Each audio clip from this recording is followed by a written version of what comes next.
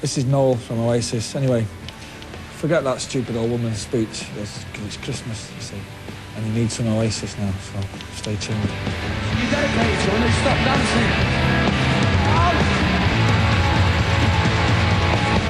You gotta roll with it, you gotta take it down, you gotta say what you say, don't let anybody get in your way, 'cause it's all too much for me to take.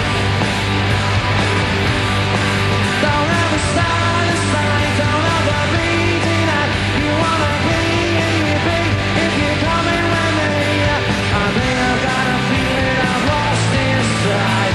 I think I'm gonna take me away at night.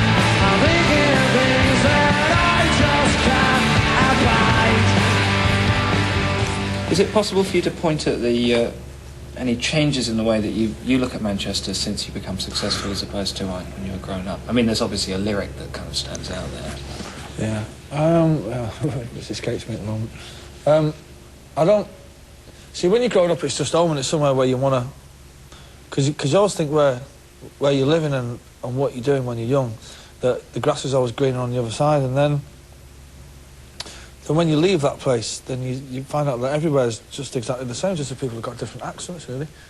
So, I suppose I thought Manchester was different in a way when I was young, because I thought that, you know, it had been singled out for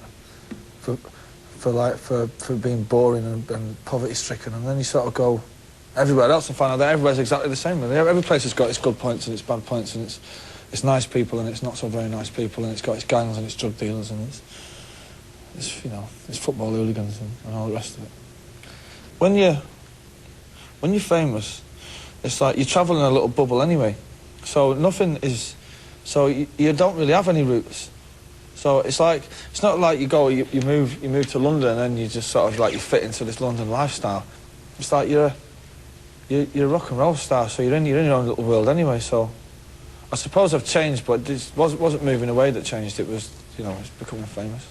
Does that bubble get burst when you come back here at all? No, not really. No, I mean, I suppose it would do if I went out for a beer tonight or something like that, just down the pub where I used to go, you know, down the Farmer's Arms or something like that. It would, but they're not going to let me do that, are they? You know, and I wouldn't want them. We're not going to let your brother go down the driveway, that's... Well, no, because he's bad. Yes. What makes you more nervous, playing in front of your mum or playing in front of the whole world? I'm not nervous about you don't... I don't really notice. Well, you don't, because there's just like a lot of cameras, isn't there? Well, I suppose if you were just about to go into a guitar solo and thought, there's about 20 million people watching that, you might do something silly and start playing it like Ringo Starr or something like that. But I don't. We just tend to live just to do it for that moment, for the gig, because there's nothing worse than there'll be 10,000 people here tonight. There'd be nothing worse than them lot watching us playing for like 25 million people who are not there. So you just got to play for them people in that building and just try not to worry about the cameras, really. But we're quite used to the cameras now anyway, because nearly everything that we do gets filmed or shot by someone in some capacity. So, you know. Beginning to feel like Madonna. Yeah, the hormone tablet's working. I want a massive pair of tits growing, actually. It's still on the sort of subject of development, you know, now that you're worth, what, 60 million, I believe the figure Don't is, say that. Don't. Every time anybody says, is it 60 now? Is it 60? That's what I read there, it was a rumour or something. Well, let's say you're not really going to have to worry about money for a while. Let's say he's made a few quid. And if you were ever materialistic, you now don't really need to be materialistic. No, I've got... Once you've got somewhere to live, and you don't have to pay the rent, you don't have to worry about the bills, there's only so many pairs of shoes one can have, you see. There's only so many cars one can drive. And as I can't drive anyway, you know, I've got more than enough cars for someone who can't drive. And I don't know, he's just sort of...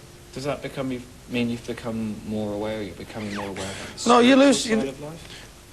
Spirituality is a load of bollocks, right? You get up in the morning, you have something to eat, you do whatever it is you do during the day, you have something to eat at night, you have a drink, and then you go to bed. That's it. And then you do it again the day after that, until, slowly but surely, you sort of shrink and you get more wrinkly, and then you wither away and die. So where do the songs come from, then? Well, that's my spiritual side, isn't it? No, I don't believe in... I mean, I don't believe in heaven, I don't believe in hell or anything like that. No, I don't believe that there's a God. Which one have you come closer to, though? Well, if defining heaven means happiness, then I suppose it's heaven, but I'm not, you know, like, Liam would probably say hell, you know what I mean, because he's a bit of a drama queen, but everything's cool in my world. Everyone seems to like me, you know. I get on great with everybody else, and, you know, made a few quid, you know, got a roof over my head, got enough food in the cupboards, like a drink, you know, amongst other things, travel the world, write a few tunes. I got nothing to be miserable about, really. Not really. Life's a ball.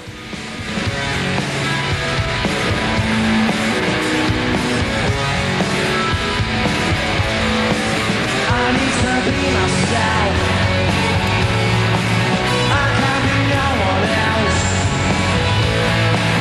I'm feeling supersonic. Give me gin and tonic. You can have it all, but I only see you want it. You made me laugh. Give me your autograph. Can I ride with you in BMW? You can stay with me in my yellow submarine. Survive out of, no one's gonna tell me what I'm on about. It's just drunken guitar pop.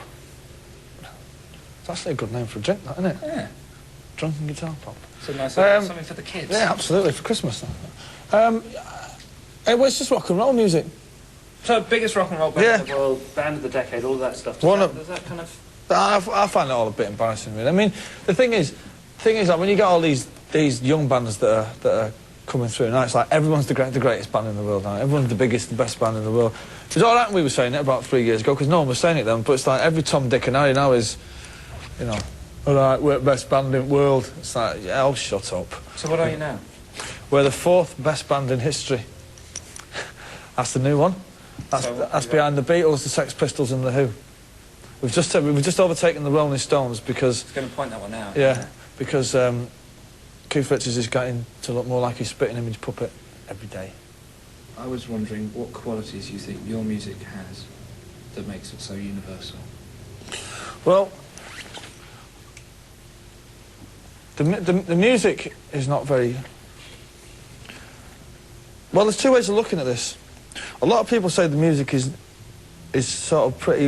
It's the lowest common denominator music. It's not got more than 3 or 4 chords in it. It's very easy to listen to. And the lyrics are quite simple and they're generally about nothing, really, but I suppose people just make up their own interpretations of it. And people say that that's not very clever.